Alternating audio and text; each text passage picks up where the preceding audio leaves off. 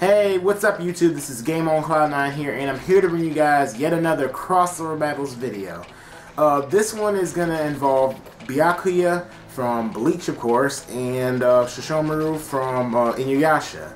And I actually got one of these suggestions from one of you guys, my subscribers, and I've actually thought about this sometime in the past before if these two guys faced off, because you know, they kind of reminded me of each other, even though like their backstories are completely different and the things that go on in their respective stories are a lot different. Their attitudes and the way that they take things kind of just, you know, seem similar. So that's why I kind of like, you know, think this actually is a really good matchup to do. And not only that, but they're pretty much top tier characters in their own series. I mean, Byakuya, even though he isn't the strongest, you know, at least that we've seen so far, I mean, we've seen plenty of other people that are stronger than Byakuya. He still is probably one of the stronger captains in the Soul Society. I'd probably say Yamamoto, Ukitake, probably Shinji, of course, Shunsui, and maybe I'd probably say he's probably maybe right under them, somewhere around in there, you know, but he definitely is probably one of the stronger captains. And not only that, but of course Sesshomaru, he's probably one of the stronger people. You know, it's debatable to me whether or not you say he's stronger than Inuyasha or not, but of course in their own universes, you know, Sesshomaru was able to, you know, actually part of the reason why they beat Naraku. And, you know, like him being there and using Bakusaiga. So he definitely is, you know, unarguably one of the strongest in Inuyasha. Now, you know, what it really comes down to is if these two guys faced off, who would win between them? Of course, I'm going to go ahead and name their abilities off. And then I'm going to go ahead and talk about, like, who would win in, like, a particular scenario involving location and different abilities, in my own opinion.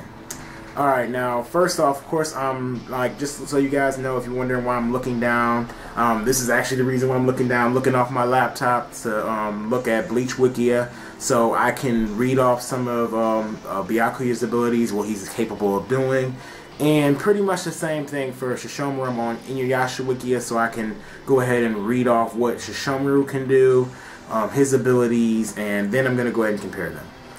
Now, first off, Byakuya, he is a master swordsman specialist. I mean, we pretty much already kind of know that. Like, you don't just become a captain without knowing how to use a sword well. So I wouldn't expect for him to have little sword ability. And I would pretty much say Sesshomaru, even though, you know, I'm like he's not necessarily just, you know, he doesn't just use a sword. I mean, he does use his claws too. I would say he uses his sword a lot, so I mean he probably is a master of swordsmanship as well. So I'd probably put them equal right there. Now, as for Shunpo Master, that's also something else that Byakuya has. And in case you're wondering what Shunpo is, which I know y'all have to know what Shunpo is if you're a Bleach fan, you know, and even if you're not a Bleach fan, if you kind of keep it with Bleach here or there, you know, you should know. But Shunpo is a, you know, translation is flash step, or, you know, basically it's a way of high-speed movement for the characters in Bleach, or I should say more specifically the Soul Reapers or Shinigami in Bleach. And Shunpo, like since he is like a Shunpo master, I would say he's probably one of the faster characters in the series, if not probably closest to the fastest. Because I believe, like, I think Aizen is faster than Yoruichi, seeing as how, like, well, at least in his butterfly chrysalis state he is, seeing as how he was able to like literally run right up on her in that state, and you know she didn't even notice his like actually move. And, you know, I'm like, I think Ichigo probably is either Ichigo or Aizen. It's between both of them. I'd probably say maybe they're about even in speed. And then I would say Yoruichi, Soifon, and then probably Byakuya. So he definitely isn't one of the slower characters. So he could actually probably surprise, you know, a lot of different people. And, you know, who knows, he may even be able to kind of run up on Sesshomaru. But even then, Sesshomaru is also pretty fast as well, seeing as how, you know, a lot in the series. And I'm not just talking about like from the anime, but he's one of the faster characters in Inuyasha. I mean, if we were to include the anime, he's creating like after images, and you know, you can just see A lot of times where he surprises Inuyasha in combat when they're fighting, he just, you know, he moves a lot quicker than he does. So I probably would say Sesshomaru is probably, in fact, the fastest, besides Koga in Inuyasha.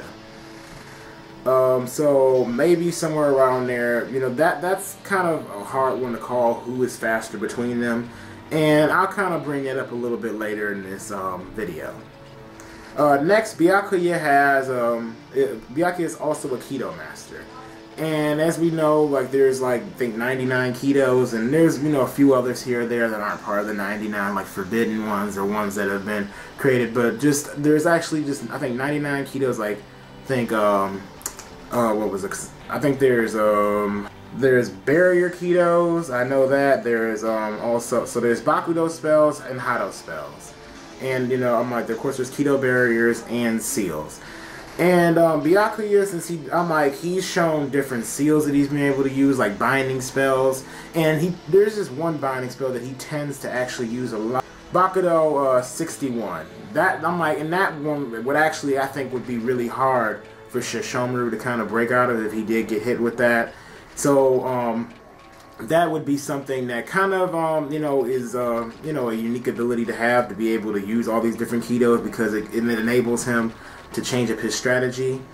But back to Byakuya's abilities, like, you know, other than the Kidos, he's also able, of course, he has his Shikai, which is Senbon Zakura, and we all know that creates petals where he's able to scatter them in different places and control their movement. Now, that's just his Shikai, but then we also know his Bankai has 3 stages.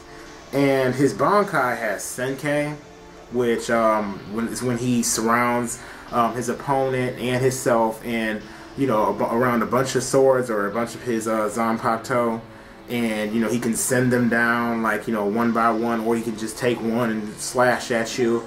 You know, or they could come in any direction. So that ability, you know, would be one to kind of hard to maneuver around since you are surrounded in one area.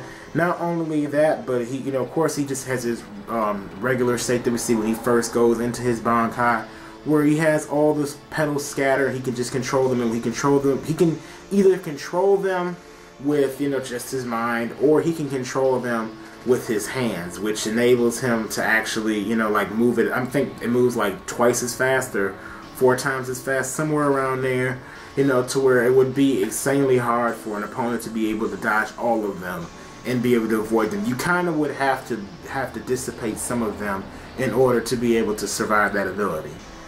Not only that, he has his Gokei, which is I believe the move where he surrounds the opponent, like, in the petals, and it's like a giant ball. I'm pretty sure you know I'm talking about, guys, if you keep up with Bleach. And, you know, if you get trapped in that also is something that I don't think that one could really survive unless you do have a lot of endurance.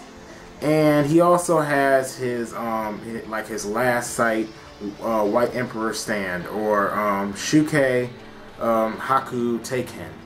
And we all know that's when he actually creates these white wings where he gathers all of his power or spirit energy into the tip of his blade and comes at somebody with all of his might, and that pretty much, in a sense, you know, could probably end up killing or destroying most opponents, in my opinion. But we never actually seen him hit anybody with that, so I can't really say, but I mean, I assume that's what would happen.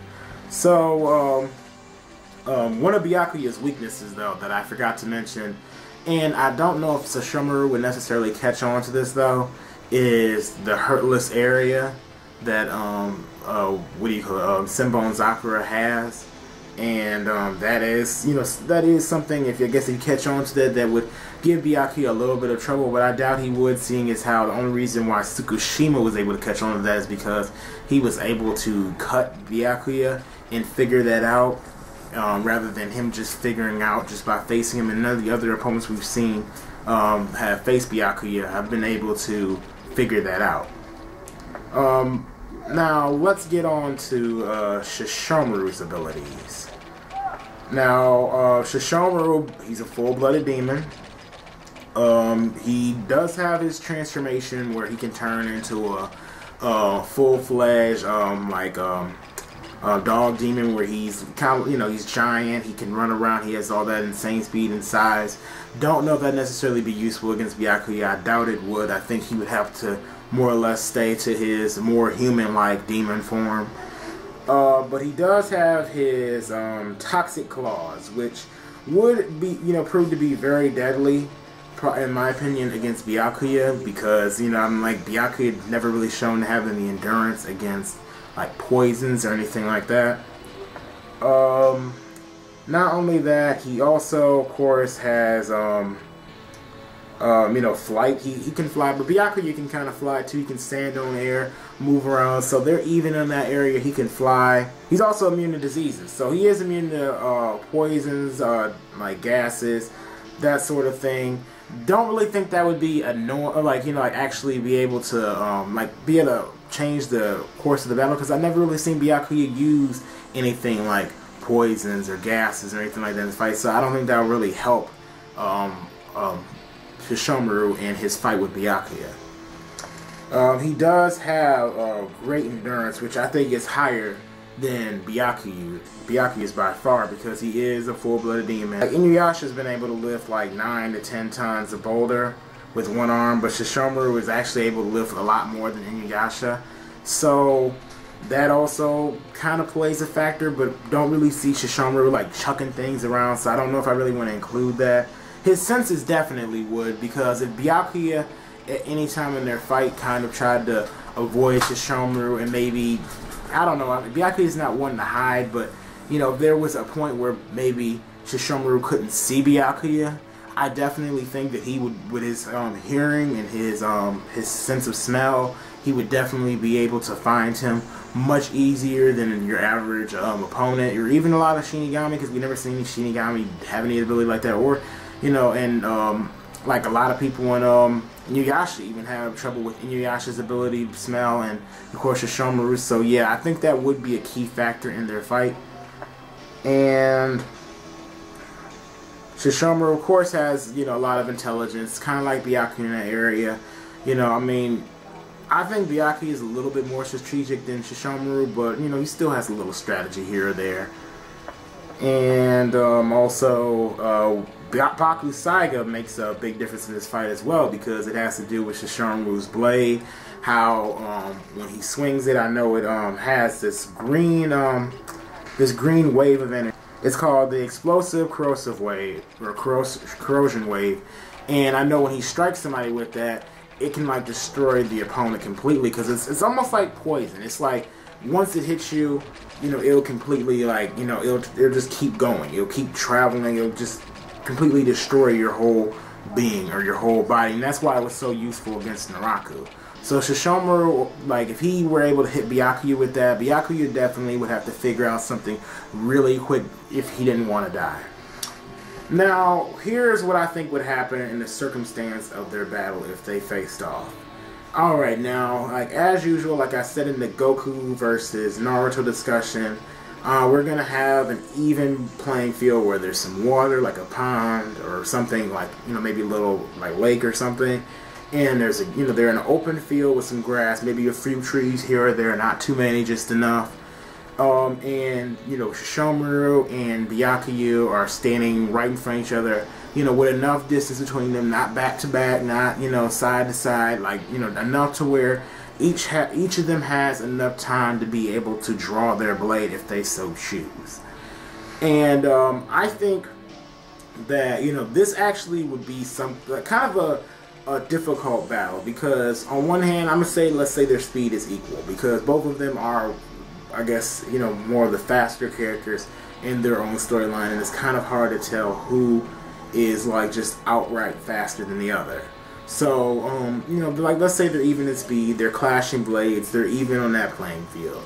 Sesshomaru has poison, he has Byakuya, so I would say that Byakuya would have to avoid strikes from the corrosion wave that Byakuya can actually produce. And I know that Sesshomaru also, since he has his poison claws and he's good with hand-to-hand combat, that also would probably be kind of difficult with Byakuya as well, because he would have to avoid the poison claws along with him swinging his blade. You know, the fight could even end up taking to the air at some point.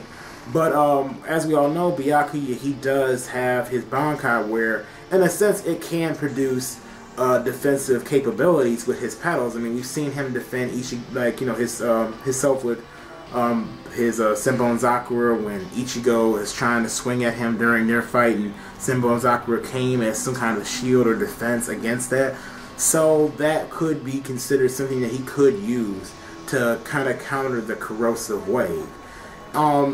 But the thing is, with him trying to do that, then what else could he do to attack Sesshomaru? Because of course in hand-to-hand combat it would be hard to face him since he does have the poison claws, and if he gets scratched, that would weaken Byakuya a lot in their fight. So I think this is where it comes in. It comes into Kido abilities, because Kido will be a key factor in Byakuya actually winning that battle. Because in sword abilities, I feel like the corrosive wave would be something that's a lot harder to face than like Ichigo and his Getsuga Tensho, because you can get hit with a Getsuga, or you can at least take some damage, but if you take any damage from this corrosive wave, you're pretty much finished. And I'm pretty sure if Sesshomaru missed or something in Byakuya saw the effects, maybe when it hit a tree or something like that, on what it can do, he would probably notice that more and probably try to use some of his binding Kidos to try to bind Sesshomaru. And if that were to happen, I think Sesshomaru, even though I think that he wouldn't go down so easily, he could probably transform into his dog demon form. If he did that, it would be a lot easier for Byakuya to be able to strike him. So that's why I kind of feel as though Byakuya is more versed in different moves that he can use. So I think that he could probably beat Sesshomaru. Don't think it would be easy for him, but I think that he would come out the winner. And unless Sesshomaru was able to actually probably hit him with his claws, because with Bakusage that may be harder to do, but if he's able to at least scratch him or hurt him in some way, then I think that Sesshomaru probably could pull out the win. But I would say more so Byakuya has more the chance of winning this particular battle. So these are my opinions, guys. I hope you guys enjoyed this video. Please go ahead and rate this video. So if you did like this video, please thumb it up. If you didn't like this video, then you can thumb it down. It's your choice, guys. Overall, if you maybe if this is your first time seeing my channel, or you like some of my other videos on my channel, please feel free to subscribe. It will be greatly appreciated. And overall, have a great day, guys. You can leave down your comments in the comment section below, and that's pretty much it. See you later.